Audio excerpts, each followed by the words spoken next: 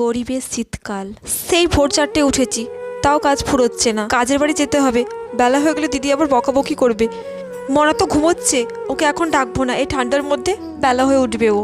আমি তো ঘরের সব কাজ করে রেখেছি, ওর জন্য রুটি আলু ভাজাও করে রেখেছি। খুব ঠান্ডা পড়ছে, যতই হোক আমাকে কাজের বাড়ি যেতেই হবে।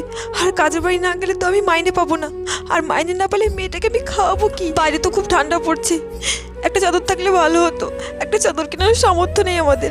এক কাজ করি, এই শাড়িটাকে ভালো করে গায়ে দিয়ে নিই। হ্যাঁ যাই। দিদি, আমি চলে এসেছি, আমি এক্ষুনি সব কাজ করে দিচ্ছি। কি রে, তোরা তো দেরি হলো কাজে আসতে? সেই কখন থেকে বসে আছি, আর তুই এভাবে কাঁপছিস কেন? একটা চাদর গাইতে আসবি তো? আসলে দিদি, বাড়িতে কোনো চাদর নেই তো, একটাই চাদর মেয়েটাকে দিয়ে এসেছি, তাই। ও কিছু হবে না, আমি এক্ষুনি সব কাজ করে দিচ্ছি। Part 2 coming soon, please subscribe করে যেও।